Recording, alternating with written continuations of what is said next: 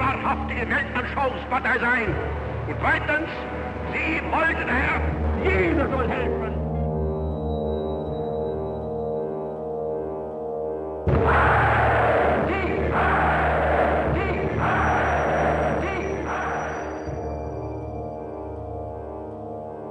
Ich sage nur so viel, wenn ich das Wort Kultur höre, dann greife ich schon nach meinem Revolver.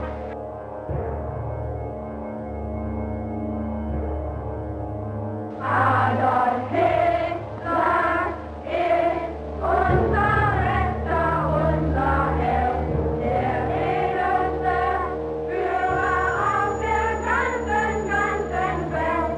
Für Hitler leben wir und für ihn sterben gerne wir, für den Führer bis zum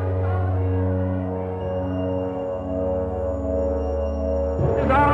Deutsches Volk hilft dir selbst. Jeder soll helfen.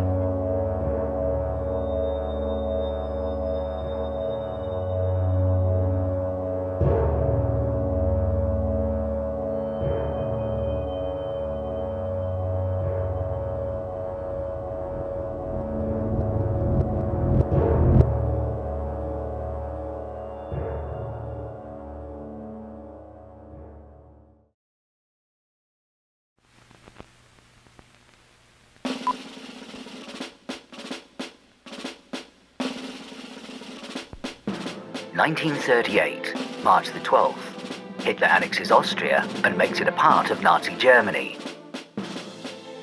September 30th, British Prime Minister Neville Chamberlain signs a peace treaty with Hitler. And the Anglo-German naval agreement, as symbolic of the desire of our two peoples never to go to war with one another again. 1939, March 15th, the Nazis invade Czechoslovakia. August 23rd, Hitler and Stalin sign a non-aggression pact which states that the great powers of Germany and Russia wouldn't go to war with each other. September 1st, Hitler invades Poland, conquering it in less than 4 weeks.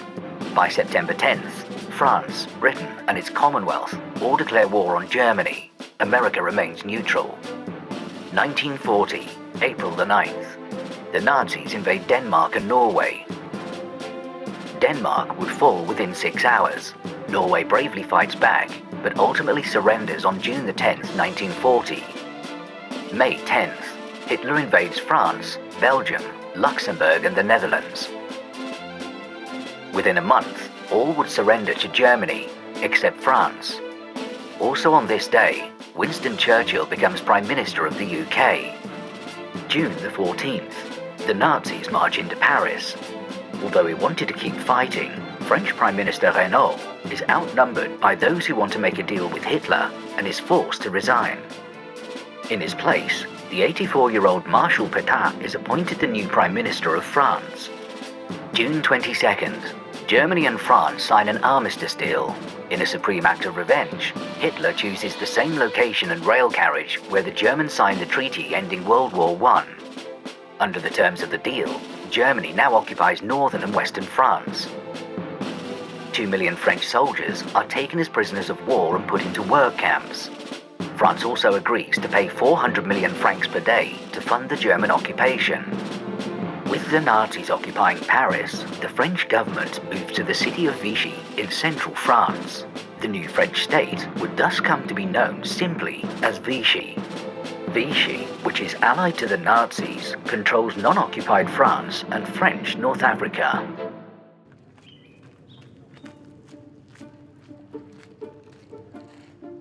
France was defeated on the mainland in May-June 1940. France was completely overrun in 6 weeks, and an armistice was made with Germany. But France wasn't just France, it had an empire. It had an empire in Africa, it had an empire in the Middle East. And some people thought that the war should continue from the empire, and in particular the nearest part of the empire, which was French North Africa. Parliament basically decided to hand full powers to Marshal Pétain to make a new constitution. That was the beginning of the Vichy regime, which was an authoritarian government. Under Vichy, the liberté, égalité, fraternité was changed into travail, famille, patrie. Labour, family, and fatherland. And that was the great rhetoric. Well, in 1942, France was squeezed between Germany, which had occupied it, and which was fighting a desperate war with the Soviet Union, and therefore clamping down very heavily on France to eradicate dissent and resistance. On the other hand, the British and the Americans hadn't quite come into the war yet, but they were squeezing France from the other side. The Vichy regime, which was controlling France, was collaborating with the Germans, but you did also have the Free French under de Gaulle, and they were active. France in 1942 was in a very, very difficult position.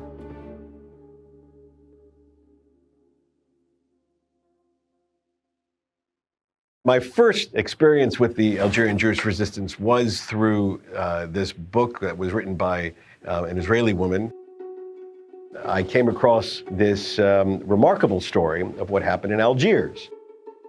The role that the Jewish resistance of Algiers played in assisting the Allied invasion in Operation Torch, and the unique experience of the Jews of Algiers, unique in many respects, unique in organizing themselves, unique in changing the course of the war. I had never heard of this before. I had never heard of any organized Jewish resistance in the entire North African theater. One doesn't read about this in books of Jewish resistance during World War II in general, and I dug deeper. Resistance fighters were, first of all, they were resisting the armistice of 1940. I mean, France had dropped out of the war. There was a small minority of people who said that the war was not over. A battle had been lost, but the war was not over, and they were continuing to fight, and they fought alongside the Free French and General de Gaulle. A lot of resistors were Jews, communists, foreigners, because they were particularly oppressed. They were rounded up, put in camps. The Jews would obviously be deported. People were also resisting the Vichy regime, which clamped down on dissent. And so people resisted for a variety of reasons. C'était des gens jeunes. La plupart avaient entre 18 et 30 et quelques années, et qui avaient un élan, une espèce de patriotisme.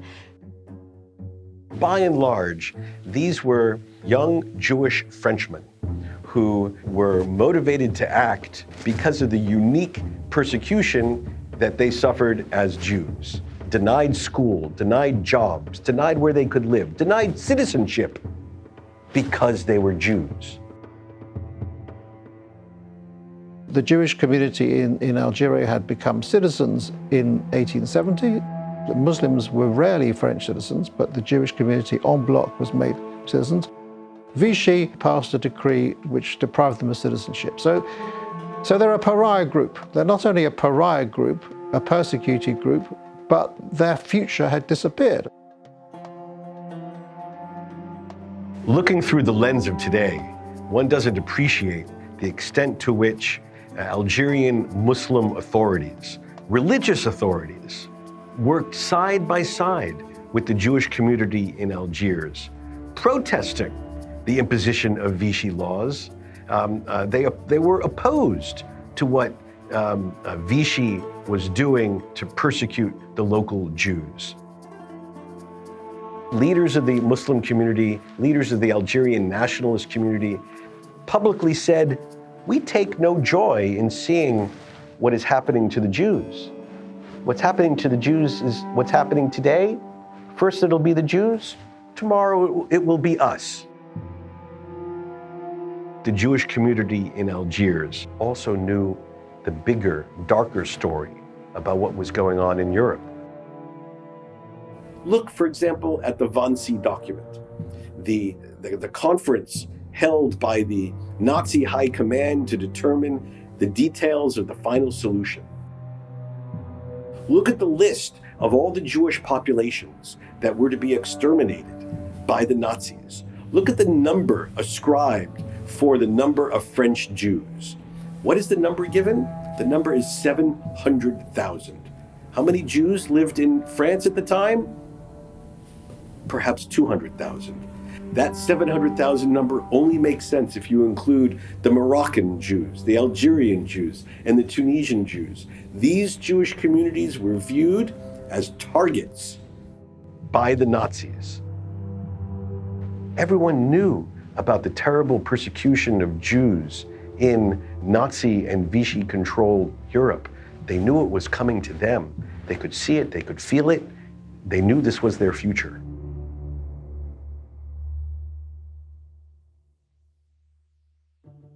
Je savais qui était le professeur Aboulker, connu comme neurochirurgien, et puis compagnon de la Libération à 23 ans, qui est quand même important. Aboulker was the local leader of the Jewish resistance movement. He's the medical student at the time, about 20 years old. He is the son of one of the leading lights of the Algiers Jewish community, a very well-respected physician. Henri was a professor at the faculty of Algiers. He was a Jewish activist. He was a radical socialist politician. Le père de José Aboulker était professeur de médecine. Il ne pouvait plus aller à l'hôpital.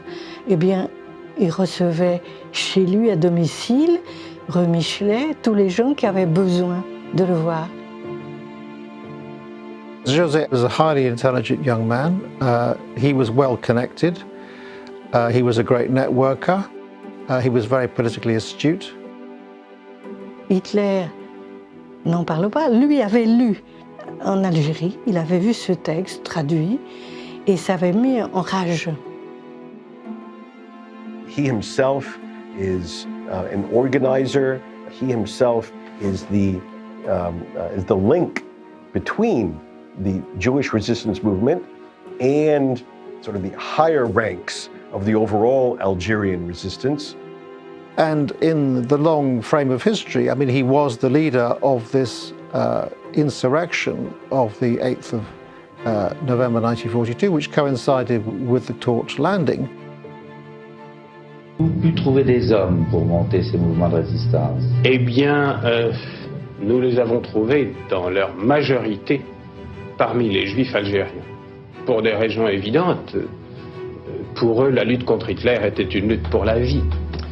Et en plus d'eux, il y a eu un certain nombre de pieds noirs qui ont été assez courageux pour rompre avec leur milieu et venir avec nous. Il y a eu un groupe de policiers patriotes autour d'André Achiari. Il y a eu aussi quelques officiers, pas très nombreux, mais l'un d'eux, le colonel Jousse, a joué un rôle décisif dans notre succès.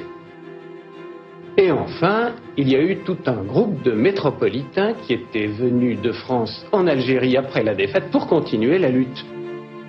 Et il y avait surtout Henri d'Astier de la Légion. Il était surtout l'homme qui était une espèce d'archange. C'est un mot qui est assez prostitué aujourd'hui. Mais à l'époque, c'était vraiment le glaive, l'archange avec le glaive. Bel homme, par conséquent. Bel homme, merveilleux, beau. Séduisant. D'une grande finesse. Il avait un pétillement dans le regard qui était absolument étonnant. C'était un chef. Henri d'Astier de la Vigerie, a rather exotic aristocratic name. He was one of three brothers, Henri, François, and Emmanuel. He was a royalist. He was an oddity because, you know, France had been a republic since 1870, and the royalists were a bit curious. They were a bit out on a limb. They hated the French Republic and they wanted to bring back the monarchy. And although he was kind of right-wing, he was not the same as Vichy and Pétain. He wanted to continue the war. He was in danger of arrest in 1941. He decided to go to Algiers. He was an eccentric figure, but a key figure and a linking figure between these groups of resistors, which were very disparate. And the only thing they had in common was this idea that North Africa should be brought into the war against the Axis powers.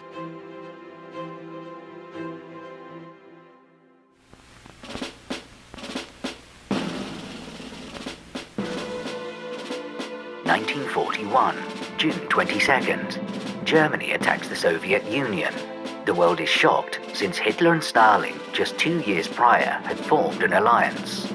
August the 14th, Churchill and Roosevelt meet for the first time, in secret, off the coast of Newfoundland. Churchill unsuccessfully tries to coerce Roosevelt to join the war effort. This would be the first of 11 meetings between the two leaders. September 29th, Babi Yar. The first mass killing of Jews at the hands of the Nazis occurs in Kiev, Ukraine, as over 33,000 Jews are massacred by machine gun fire over 2 days in the Babi Yar ravine. December the 7th, the Japanese bomb Pearl Harbor. The next day, the US and Britain declare war on Japan. 3 days later, Hitler declares war on America. December the 22nd, the Arcadia Conference. With America now officially entering the war, the top military commanders of Britain and the United States meet for 23 days to craft a coordinated wartime strategy. Germany first is agreed upon as being the best way forward. Thus, the first and most important goal is to defeat Nazi Germany. An assault on North Africa is proposed by the British, but initially opposed by the Americans. Churchill would not give up on this plan, and eventually his vision would become known as Operation Torch.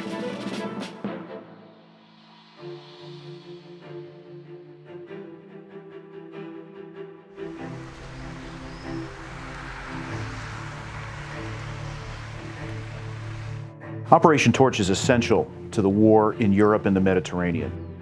It's the first blow, the first Anglo-American blow against the Germans and the Italians. And in many ways, it's the essential first step on the road first to Rome and then ultimately to Berlin.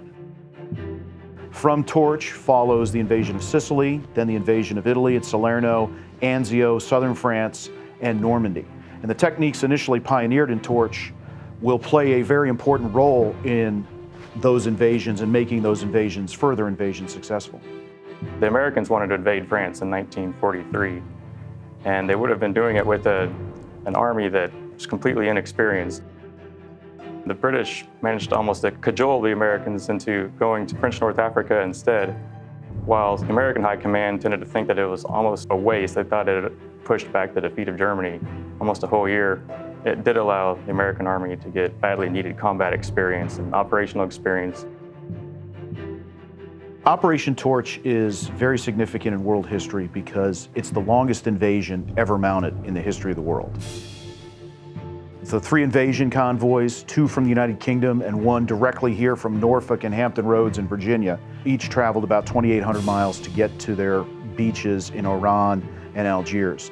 The one that aimed directly for Morocco sailed from the United States 4,500 miles across the Atlantic.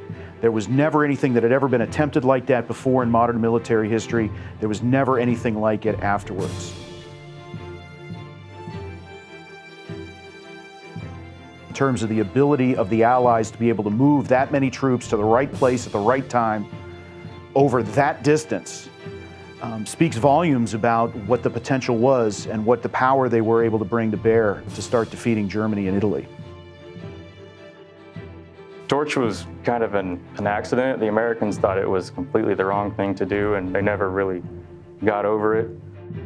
It was the first large joint operation between the Americans and the British, and one of the major success stories for the Allies, I think, is how well the Americans and the British worked together and integrated, even though they didn't see eye to eye as much as it might seem. An invasion of North Africa had been on the books for the Western Allies, had been under consideration since January of 1942.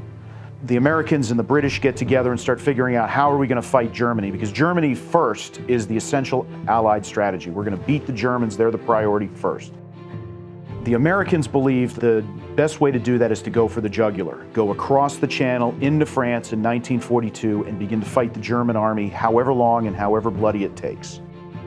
The British, who were already engaged with the Germans in North Africa, particularly in Egypt at this point against Rommel's Afrika Korps, believed that the best way to approach this is to start by going through the Mediterranean, knocking out the Italians, taking care of kind of the southern flank of Europe, if you will, and securing that essential area, and then going across the Channel.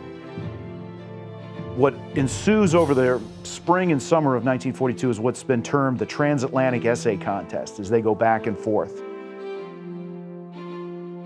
Torch is an essential test of the Anglo-American alliance, because if they can't get this operation, this complex operation involving troop convoys from the United Kingdom and the United States coming together all at the same time with lightning precision, if they can't do that in November of 42, they're not going to be able to do it again in the Mediterranean in 1943 or crossing the English Channel to Normandy in 1944.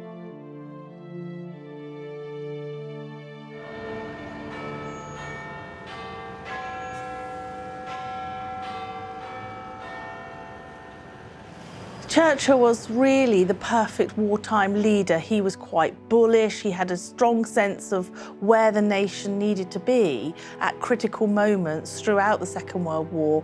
He was quite enigmatic and charismatic, and largely due to him, I think, that Britain held out. And of course, he's very well known for his famous speeches. We shall defend our island, whatever the cost may be. We shall fight. Landing ground, in fields, in streets, and on the hills, we shall never surrender. Well, Churchill realised that, this tiny island had been fighting and struggling in 1940. But ultimately, the war could not be won, and the invasion of the mainland without the support and the physical forces of America. I mean, we managed to hold out in Britain for long enough, but ultimately we couldn't have mounted those huge campaigns, and the war wouldn't have, I don't believe, ended in 1945 without the Americans. So that relationship was absolutely crucial. It's not only the commanders working together, but the intelligence services, the planners. It was a massive operation behind the scenes. I think Churchill got on very well with Roosevelt. I mean, they were both fighters. Roosevelt was an immensely powerful person. He was elected 4 times President of the United States. Initially, he was reluctant to bring America into the war, the United States into the war. But, Churchill worked on him a great deal. Here is the answer which I will give to President Roosevelt. Put your confidence in us. Give us your faith and your blessing, and under Providence, all will be well. We shall not fail or falter. Give us the tools, and we will finish the job. Finally, George Marshall, the U.S. Army Chief of Staff, has to go to President Franklin Roosevelt and say, we're at an impasse, and the British do not want to support going across the Channel. I'm not interested in going to the Mediterranean. I think it's a sideshow from the main effort to go to Berlin. Let's reorient our operations to the Pacific. Roosevelt says, that's like picking up our dishes and going home. And we're not going to do that. And so he sends Marshall and the Chief of Naval Operations, Ernest King, back to London and says, work out a deal. We're going to go to North Africa.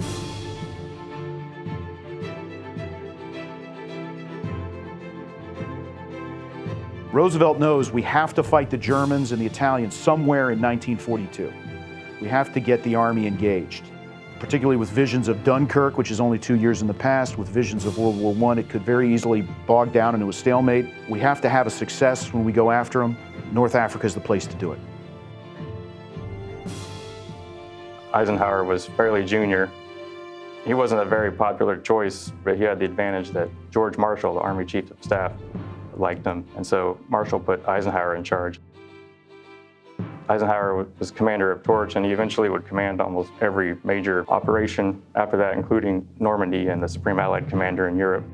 In addition to Eisenhower, there was also Patton, of course, in Morocco. That was his first World War II combat command. There was also Eisenhower's deputy commander, Mark Clark, who would later command 5th Army in Italy. Especially on the American side, there were quite a few commanders that went into action for the first time. So there are a lot of firsts with Operation Torch. In retrospect, we all assume, it was smooth, easy, and they could go on and just fight in Europe. Well, it wasn't smooth and it wasn't easy. It was full of obstacles, full of mistakes. Commanders on the scene proved incompetent, and they got fired right away by Eisenhower. It was a huge deal. The American Army needed the lessons of North Africa to effectively go forward. As one of the veterans I've read about said, we needed a place to be lousy. We needed a place to try out techniques. We needed a place to be able to work out some of the issues, some of the doctrinal issues in terms of developing ourselves and techniques to go defeat the Germans in battle. Without the initial proving ground of North Africa, I don't know if the American Army would have been ready to take on the Germans in France.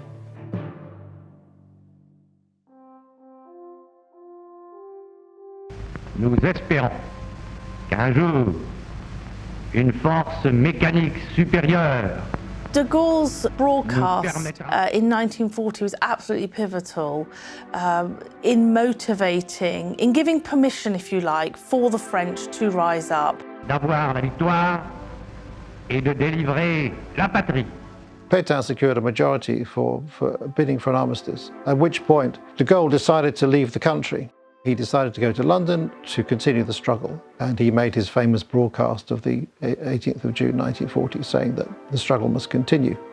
Nous croyons que l'honneur des Français consiste à continuer la guerre aux côtés de leurs alliés, et nous sommes résolus à le faire. He managed to secure the confidence of Winston Churchill, and slowly he put together the Free French forces in order to continue the struggle. It was a long, long battle. There were lots of setbacks, but gradually he managed to get the Free French back into the war. He makes this speech to his nation via the BBC, rallying the resistance against Nazi occupation. And that's something which I think for the nation, for France as a nation, is hugely significant, because for your leader to actually give you permission to rise up is psychologically incredibly important. And we mustn't forget that for those that did resist Nazi occupation, their families could also die. Les Français d'Algérie avaient dans l'ensemble très bien accueilli le gouvernement de Vichy. This was the hostile atmosphere in which we, the resistors, found ourselves. The Algiers resistance was a lone endeavor, born in solitude, and it had to be done in complete secrecy.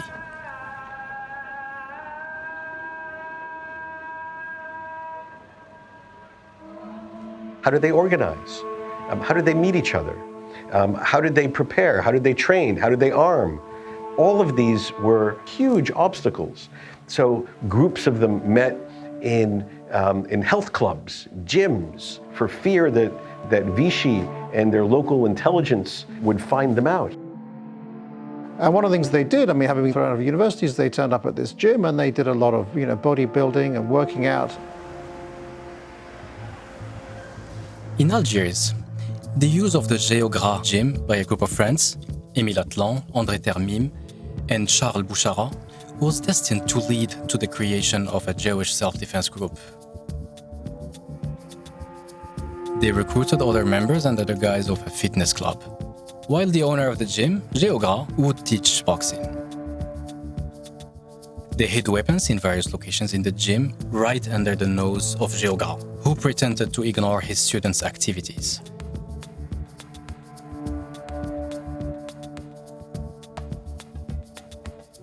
Later on, near the end of 1940, my cousin Raphael and his brother Stéphane became the leaders of the group. In theory, they were passing the time of day, but they were also forming a group of people who could resist. And I think they were also, to some extent, conquering this idea that, the Jewish people was not particularly vigorous, not particularly physical. It was more intellectual, it was more urban, it was a bit fey, it was a bit dilettante. But they were going to be solid, muscular Jewish resistors. Abu Bakr says resistance was survival. We had to survive against the people who were trying to destroy us. Henri Destier me dit j'ai une entente avec les Américains qui préparent un débarquement en Afrique du Nord. Est-ce que vous connaissez des gens pour aider ça? À Alger, ils venaient d'Oran. Et j'ai pensé à ces petits groupes qui étaient des groupes de résistance, mais de résistance on ne savait pas pourquoi, puisque nous n'avions pas l'armée allemande. Et c'est ainsi que je me suis trouvé servir de lien entre ces petits groupes de jeunes que je connaissais qui avaient organisé des départs ou des tentatives de départ pour Londres et Henri Destier qui arrivait avec le contact avec Murphy. In the difficult and confusing game of deception and intrigue that preceded the landings, it was Mr. Murphy, Roosevelt's North African attaché, who skillfully played the American hand.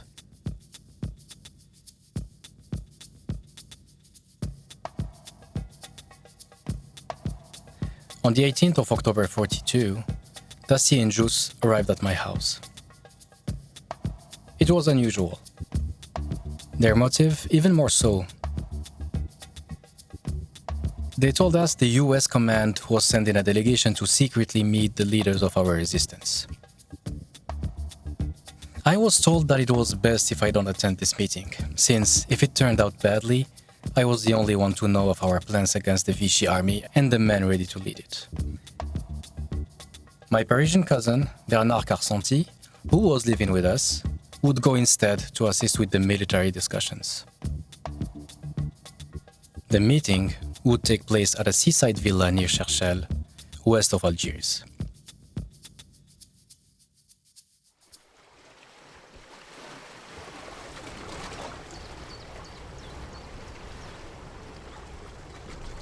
Just a couple of weeks before the Allied invasion, the famous secret meeting in Cherchel between Allied officers, General Mark Clark, and sort of the higher ranks of the overall Algerian resistance. De notre côté, il y a Mast comme chef de délégation, il y a moi comme chef d'état-major auprès de lui, il y a Dacier chargé des questions de groupement de résistance. The American submarine arrived at 1 a.m. 4 kayaks took the officers to shore and the meeting started. Later that night, the Vichy police and the Coast Guards noticed something strange and prepared to circle the villa. Running out of time, our men tried to get their guests back on the submarine, but the sea was too rough. They hid behind the rocks and waited until the wind and the waves subsided. The younger men undressed and entered the sea again. Bernard said he would never forget the sight of those 5 men in their boxers at night balancing a kayak into which climbed General Clark and the captain of the American Navy in underwear. It took 3 hours and much effort to launch the other kayaks into the sea.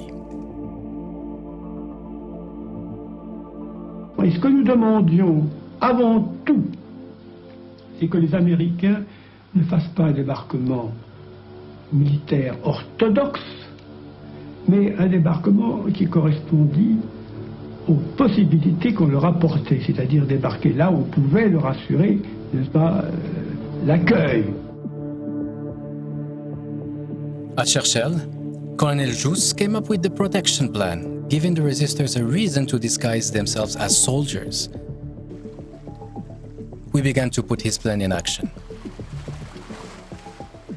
C'est un plan dans lequel sont définies les conditions dans lesquelles la défense peut s'assurer contre les troupes intérieures ou éventuellement une intervention extérieure, n'est-ce pas? Et c'est moi qui les faisais. Quand Jus nous avait parlé de ce plan, nous avons sauté sur l'occasion en nous disant on va appliquer le plan de maintien de l'ordre et personne ne pourra se rendre compte qu'il y a un soulèvement ou qu'il y a un putsch puisque nous appliquons une chose qui est prévue. Les autorités ne pourront pas s'étonner de voir des gens relever des gardes en faction ou des officiers en poste puisque c'est dans l'application d'un plan de défense pour le cas où quelque chose d'imprévu se passerait.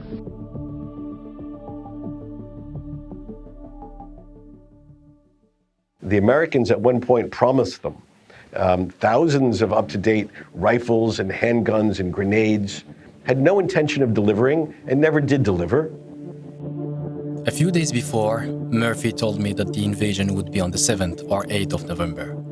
2 days later, in a more precise manner, he confirmed those dates. So everything accelerated. We waited many nights for the delivery of better weapons than the old Lebel rifles that Jus gave us, but they never arrived. We were still determined. il dit forcément les Américains vont vouloir débarquer ici pour pouvoir faire telle ou telle action. On doit préparer cette arrivée. These were largely young Jewish men who were not professionally trained soldiers, professionally trained military officers. There were supposed to be about 800 or so insurgents show up that night for the uprising. Only a few hundred showed up. Of the 388, 315 were Jewish. Robichaud and the rest of the resistance leaders, they went through with their plan anyway. Notre plan consistait à arrêter le plus possible d'officiers supérieurs et de chefs de l'administration, d'occuper les locaux dans lesquels ils se trouvaient, de couper leurs communications avec l'extérieur, donc l'Afrique du Nord et avec la France. One day we learned by accident about the connections of the military and civil telephone lines in Algiers. There was a special line connecting the central police station to the local stations, and the idea came to me that we could intercept this line and have all communications coming through the same connection. We secretly gained access to the underground tunnels, cutting the telephone wires linking Algiers to France. I was now able to gain full control of the telephone system. I could communicate with my comrades and, more importantly, the military, the local police, and all government officials were now connected to me and only me. Et de maintenir ces autorités dans l'état de paralysie, d'anesthésie totale, pendant un certain nombre d'heures, permettant aux Américains de débarquer sans coup férir, d'investir la ville, de s'emparer de ces postes à notre place, de nous relever par conséquent à leur tour, et de dire aux autorités, mes enfants, nous sommes là, et maintenant la guerre continue avec les Français aux côtés des Alliés. My plan and that of Jus and Henri Dacier was completely reliant on the element of surprise. We needed cars to move uniformed men and artillery to 20 different targets in Algiers without raising suspicion. I approached Louis and Raymond Lavaïs, who owned a garage down the street from me, where I housed my Citroën. They agreed to help us with 20 or 30 cars at our disposal.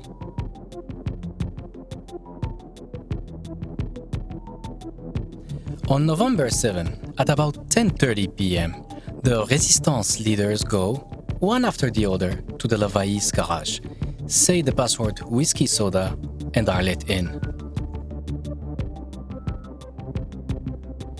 Jus gives everyone the mission orders signed by him as the local commander.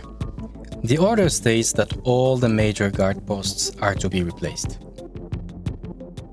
He strongly insists to not use our guns. I give out the official VP, Volunteer Militia, armbands.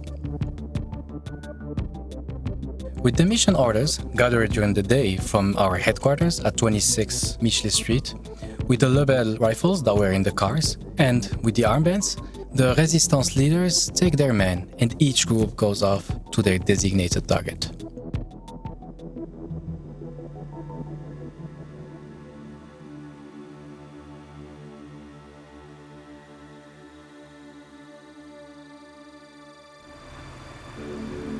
Wartime teaches us that everything can change for the military and its leaders in days. For the fighters on the ground, it can change in mere minutes. At midnight, we roll out of the garage, ready to fight. And so, on November 8, between midnight and 1 in the morning, 400 civilians and some reserve officers, wearing their old uniforms, in small groups, managed to replace the guard posts of all the major targets. The post office, the telephone centers, the army and the living quarters of the main Vichy leaders.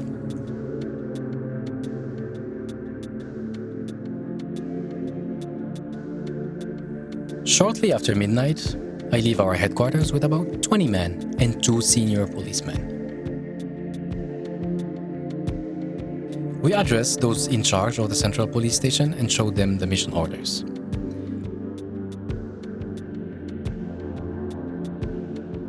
The station is now under our control.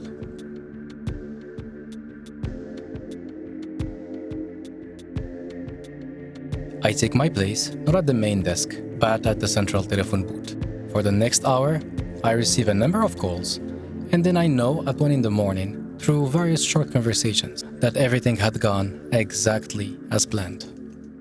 They show up at the homes of Vichy admirals and generals and officers and arrest them in the middle of the night. Maybe one of them had a gun. 3 of them would be having fake guns or would be simulating having weapons. Dans les minutes qui suivent, nous sommes en relation avec le groupe qui était conduit par Henri d'Astier et dirigé par Bernard Paufilet, où, accompagné de Murphy, on a arrêté le général Jean et l'amiral Darlan. Shortly after midnight, the group led by Bernard Paufilet and accompanied by Robert Murphy was able to enter the Olive Palace with Jules' mission orders. This was where General Juin, commander of the French land forces in North Africa, lived.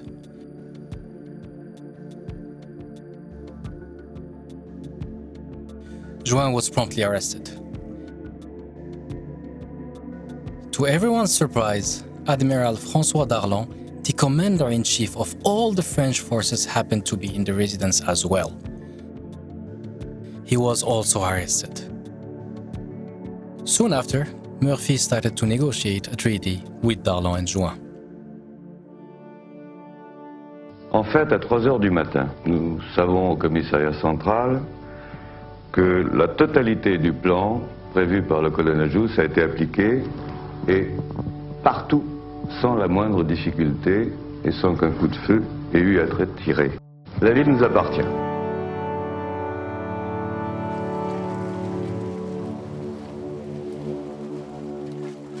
Our mission was only supposed to be to neutralize Algiers for 2 hours before the Americans landed and 2 hours after. Because they were late, we needed to hold our post for longer than we had planned. They held the city of Algiers for 6 hours. This is an amazing thought. Fewer than 400 people took the entire city of Algiers and kept it under their control. Operation Torch is a very complicated operation.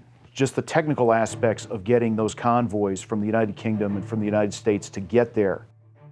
There are 3 task forces. There's the Eastern Task Force and the Center Task Force that came from Britain. The Western Task Force, which came from the United States, had the longest voyage to get to the invasion beaches of any invasion in history to that point. Between the 3 of them, they carried 107,000 American and British troops. The Western Task Force was entirely American. Algiers was the most important target because it was closest to Tunisia, it was closest to the Axis bases, and it was also the largest city in French North Africa and the de facto capital. The landings were coordinated to take place at midnight. The Allied forces, they're the ones who missed the mark in some respects. Le général Raeder n'avançait pas. Il n'avançait pas parce qu'il n'arrivait pas à croire qu'Alger était occupé par nous, qui l'attendions, et parce que, alors ça nous ne le savions pas avant, nous l'avons su après, il y avait moins de 2000 hommes de troupes, et il savait qu'il y avait 11 à 12 000 hommes de troupes dans Alger, et il y allait doucement. They landed many kilometers away from their landing zones. It took a while for them to get to Algiers. By the time they got to Algiers, the Vichy was already back in control.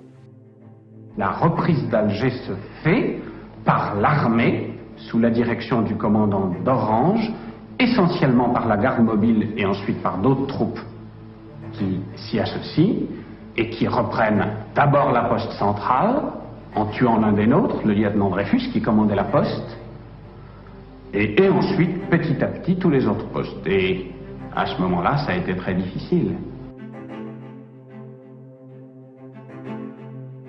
Et à partir de 4 heures du matin, je reçois au commissariat central des coups de téléphone, des gars qui sont dans les différents coins. L'armée arrive et nous investit. Qu'est-ce qu'on fait? Est-ce qu'on tire? Nous n'avions pas envie de tirer sur l'armée française. C'était pas à cette armée que nous faisions la guerre, nous voulions qu'elle fasse la guerre. Je ne sais pas si les consignes que j'ai données étaient très claires, parce que j'étais très débordé. J'ai dit qu'il fallait tout faire pour ne pas tirer. Et en fait, nous n'avons pas tiré, ils ont tiré sur nous. Nous avons eu 2 morts et des blessés. Nous avons gagné du temps.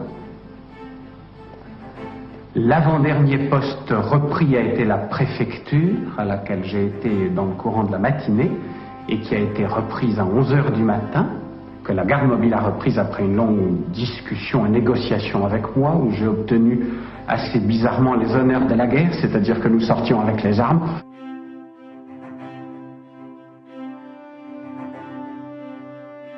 Il y a un seul Américain qui est entré dans Alger à 3 h du matin et qui s'est installé dans ma chambre à coucher et qui a piqué un roupillon car il était épuisé de fatigue, grâce à quoi j'ai pu raconter à tous nos hommes, il y a un Américain dans Alger.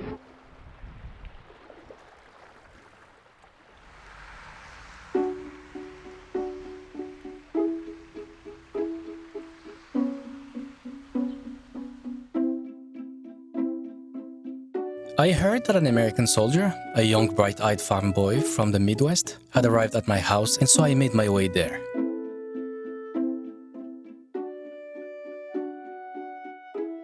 I did my best to make him feel at home. I told him that the rest of his regiment was not far behind. I smile today, proudly remembering that he was the first to take a city for the United States of America in World War II, and he was hidden in our house. I think the resistance in Algiers did help to neutralize the Vichy regime. Darlan and Juin were taken prisoner briefly. I think they were demoralized, and I suppose that strengthened the arm of the Americans to beat them into submission.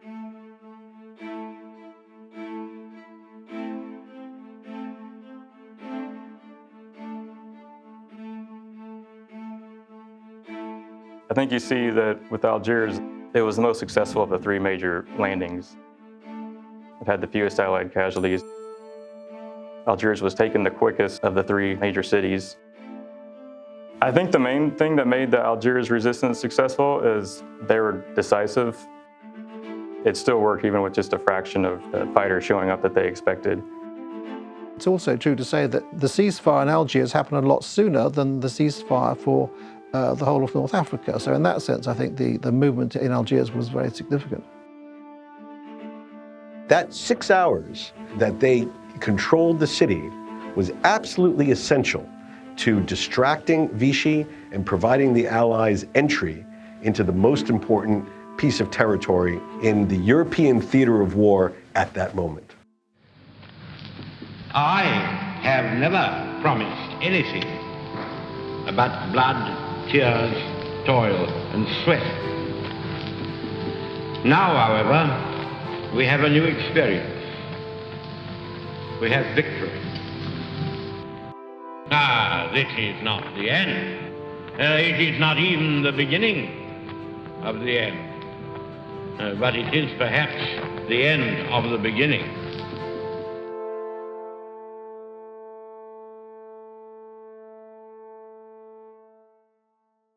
The Darlan deal was the deal the Americans did with Admiral Darlan, who had been the Prime Minister of the Vichy regime in 1941. He was an extremely powerful Vichy figure.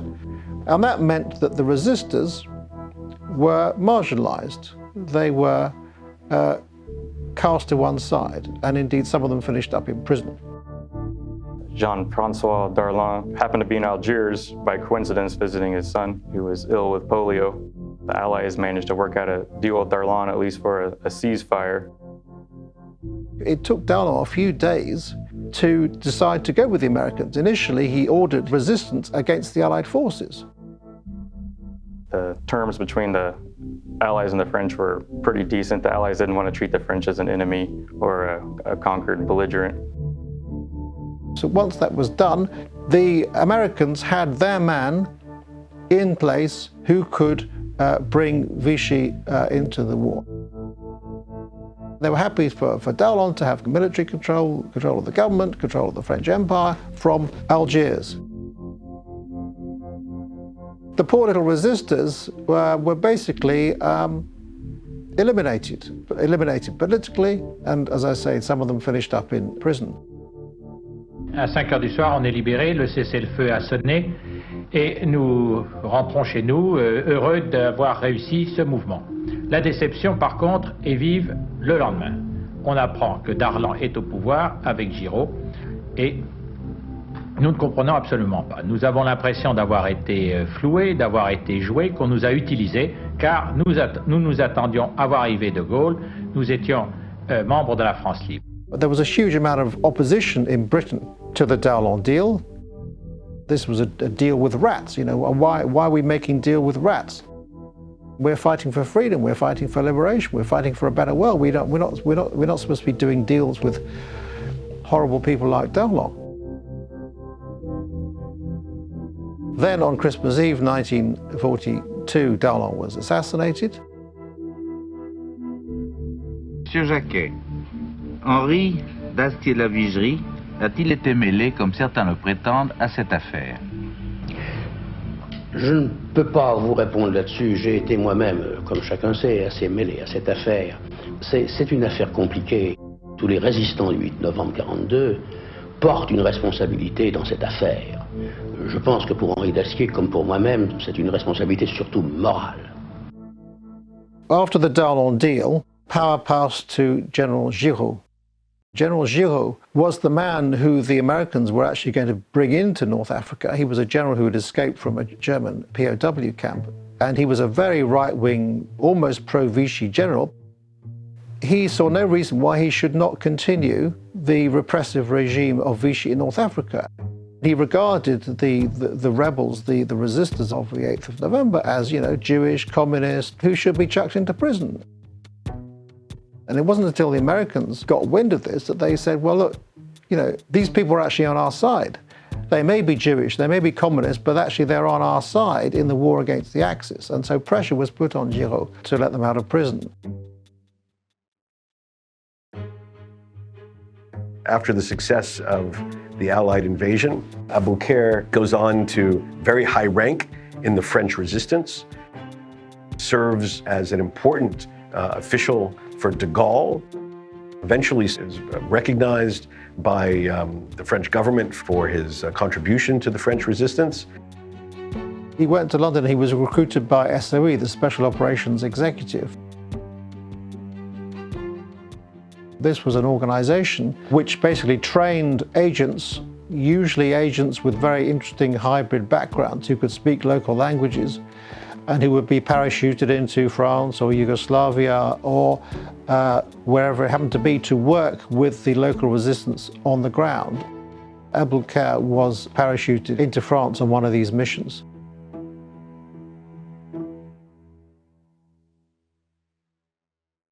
Why don't more Jews know about the resistance? Well, first of all, it's a piece of the larger question: why don't people in general know about the war in North Africa?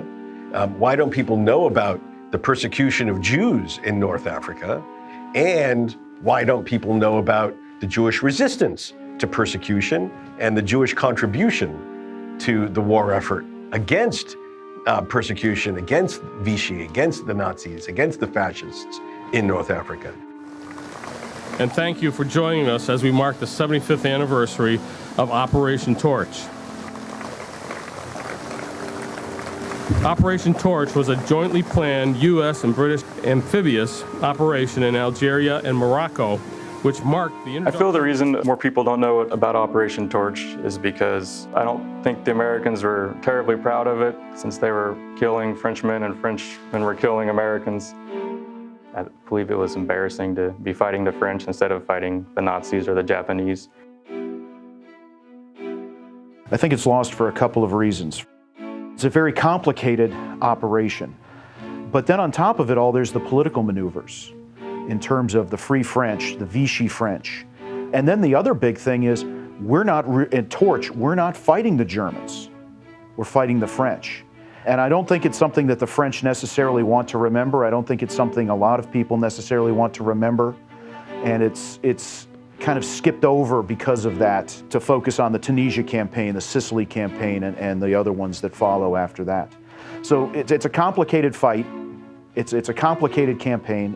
Politically, it's very murky and muddy, but that doesn't mean it's not essential. If we lost in North Africa almost a year after Pearl Harbor, then it would have been truly demoralizing. And one of the critical things to come out of Operation Torch was the fact that we took prisoners of war, our first large-scale prisoners of war, and they were brought back to England, and we gleaned intelligence from that was absolutely crucial to the outcome of the war. If Torch had failed, we would have had to either go back against a stronger defense in North Africa, or we would have then had no choice but to go across the channel right into the teeth of the German army in 1942-43, before it had been severely weakened like it was by 1944. A case can certainly be made for those resistance fighters shortening the North Africa campaign, and of course the American forces and British forces ultimately outflanking the German forces, Rommel asking for reinforcements, and of course Hitler not taking any notice of him. That's interestingly one of the things that comes out of some of the bugged conversations. Those generals in North Africa, they said once in captivity, you know, if Hitler had listened to us, we wouldn't have lost North Africa. And so Operation Torch and the 8th of November is a turning point. It was a dramatic movement of resistance, and it was a statement. This is a very interesting document drafted by Heinz Rothke, who was head of the Jewish department in Paris.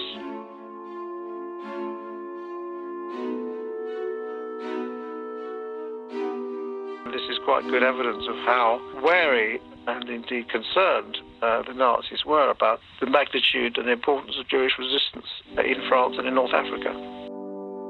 Generally, North Africa is a sideshow. Generally, World War II is viewed in the European theater as a solely European story.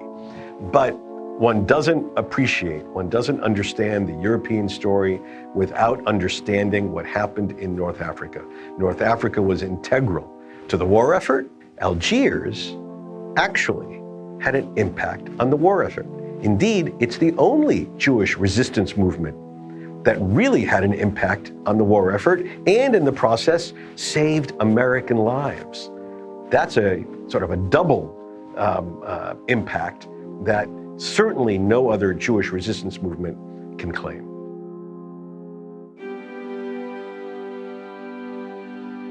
What perception do we have of Jewish resistance fighters? I mean, do we even think there were any? It's a very interesting thing because we often think of Jews as the victims, and of course they absolutely were, 6 million, but ultimately this is important.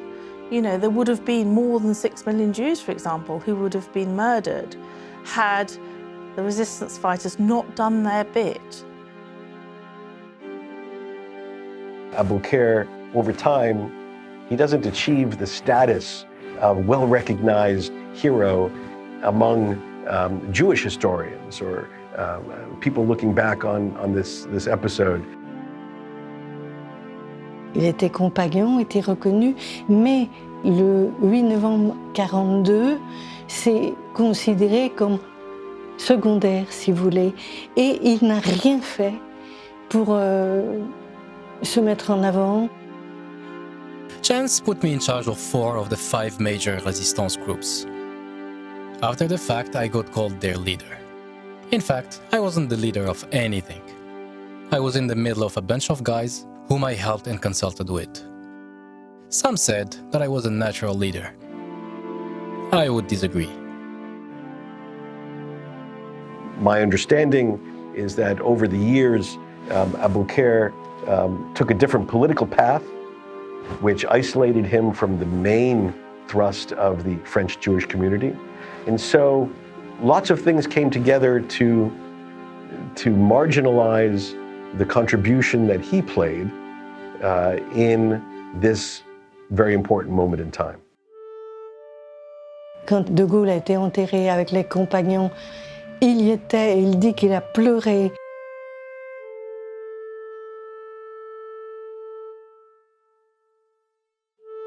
Ce qui comptait pour lui, c'était vraiment être compagnon de la libération. What motivated the resistors? Were they acting as Frenchmen or were they acting as Jews? My view is, yes, they acted as Frenchmen, French patriots. Their French patriotism was insulted and was persecuted because of their Jewishness. On November 8, 1942, for one night and one day, 400 volunteers of different classes and backgrounds, but united in their love of France, held off the Vichy army until the Americans arrived. These patriots sacrificed without prejudice or hostility. Patriots of all opinions love their country. Nationalism, on the other hand, is a competitive patriotism. Love for country is expressed inversely, through the hatred of others, other countries, other people, other races. It is the far right, led by someone like Hitler or Mussolini, that will use aggression against those it hates. Patriotism, nationalism, they are like day and night, love and hate. It was true French patriotism that gave birth to the Algerian resistance of the Second World War.